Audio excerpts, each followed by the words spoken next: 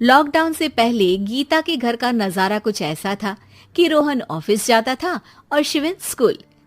जिनके घर से जाने के बाद गीता काम खत्म करके बाकी समय आराम करती थी।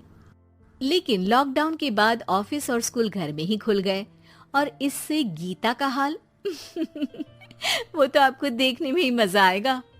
शिविन, ओ शिविन, महाराज उठने के लिए क्या 21 तोपों की सलामी लेंगे? अरे बिस्तर से बाहर निकल, ऑनलाइन क्लास स्टार्ट होने वाली है। अरे तुम भी हद करती हो, स्पीकर की तरह चिल्लाने की क्या जरूरत है? दिख नहीं रहा मेरी कॉन्फ्रेंस चल रही है। अब कैमरा और स्पीकर ऑन कर रहा हूँ, मुझे कोई शोर नहीं चाहिए। इस पर जैसे ही रोहन लैपटॉप का कैमरा और स्पीकर ऑन करता है तभी कुकर की सीटी बजती है। करा लो अब इसे चुप। लॉकडाउन नहीं हुआ, मेरी मौत का फरमान जारी हो गया। दोनों बाप बेटे ने नाक में दम किया हुआ है। ऐसा बोलकर गीता वहां से शिविन के कमरे में पहुंच जाती है, जहां शिविन अभी भी सो रहा होता है। ओ आलसी, अब अगर 5 मिनट में नहीं उठाना तो आज तेरा गेम और यूट्यूब कैंसिल। माँ की बात सुनकर शिविन बिना 1 मिनट गंवाए उठ खड़ा होता है। उठ गया, अभी नहाकर भी आता हूँ। ये नाटक कहीं और, मुंह पर गीला कपड़ा मार और पढ़ने बैठ। शिविन की ऑनलाइन क्लास स्टार्ट हो जाती है, जिस पर गीता उसे वहां बिठाकर रसोई में चली जाती है। थोड़ी देर में उसे कमरे से कुछ आवाज सुनाई देती है, जिसे सुनकर वो कमरे में वापस आती है। हाय राम, तुझे क्लास अटेंड करने के लिए बोला था, कैमरा ऑफ करके बिस्तर पर नाचने के लिए नहीं बोला था। मम्मी मुझे कुछ समझ नहीं आ रहा, आप बाद में पढ़ा देना ना, वैसे भी अटेंडेंस तो लगी गई है। हाँ हाँ बेटा, जरूर बन जा, तू अभी से हम सबका बाप बन जा।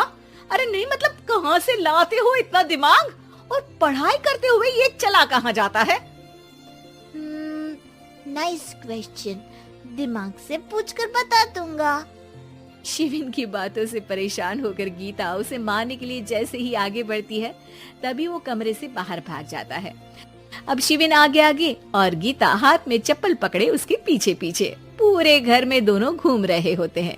इसी बीच वो रोहन के पास पहुंच जाता है और शिविन को मारने वाली चप्पल रोहन के लैपटॉप पर जाकर गिरती है। ओए माँ! मम्मी, अब पापा को चप्पल मार रही हो?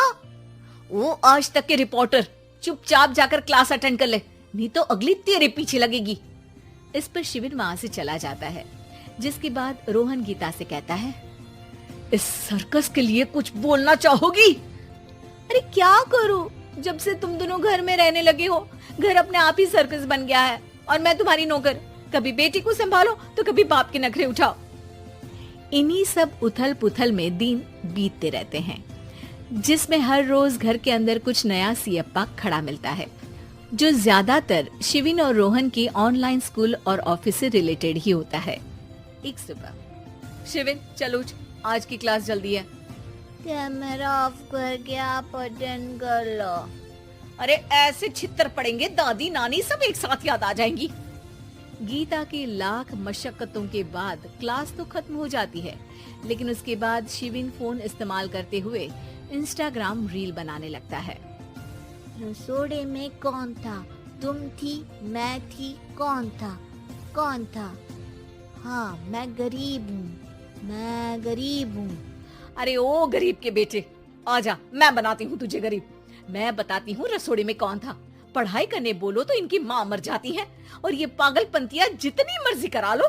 गीता शिविन को डांट रही होती है, तभी रोहन बीच में बोल पड़ता है, अरे बच्चा ही तो है, इतना गुस्सा क्यों कर रही हो? बेटे का साथ देने की इसी एक कोशिश में अब शिविन के साथ साथ रोहन भी गीता के गुस्से की सूली पर चढ़ जाता है। अगर बेटे पर इतना ही प्यार आ रहा है तो इसे क्लास अटेंड क्यों नहीं कराते, इसका होमवर्क क्यों नहीं कराते? उस समय तो बहुत जल्दी मीटिंग आ जाती है, वो काम मैं करूं और यहाँ इस बेफिजुली की चीज में तरफदारी करके बन जाओ महान। हे भगवान, कोई तो इनके ऑफिस और स्कूल खुलवाओ, मैं इन्हें और घर में नहीं सह सकती। अरे कुछ और मांग लेती, क्योंकि तुम्हारी ये विश इस साल तो पूरी होने से रही, कोरोना। हाय नास बेटे ने जिंदगी ही बर्बाद कर दी। खाए कोई पचाए कोई, कल मुझे चुन चुन कर सबको मेरी बद्दुआ लगेगी। उन्होंने दुनिया का और इन बाप बेटे दोनों ने मेरा जीना मुश्किल कर दिया। गीता वहां से चली जाती है, जिसके बाद रोहन शिविन से कहता है, अरे तुम्हारी मम्मी इतनी भड़की हुई क्यों है? आपकी वजह से पूरा समय घर में रहते हो और उस पर कोई काम कराने की जगह बस ऑर्डर देते रहते हो। अच्छा बेटे, सारा इल्जाम मुझ पर? पूरा दिन तो वो तुम पर ही चिल्लाती है। हाँ, मतलब दोनों का 50-50 है, कुछ करना पड़ेगा। वो कहते ना, make the best out of worst. I have an idea. वैसे तुम्हारी माँ सही कहती है, बहुत जुबान चलाने लगे हो, कम बोला करो। अगली सुबह रोहन और शिवेन अपनी गलती को सुधारने के लिए गीता के उठने से पहले घर का आधा काम खत्म कर देते हैं, जिसे देखकर गीता खुश हो जाती है और फिर बाकी बचा काम वो तीनों मिलकर पूरा कर लेते हैं। जिसके बाद अब वो सब मिल बांट कर हर काम में एक दूसरे की मदद करते हुए लॉकडाउन का मजा लेने लगते हैं।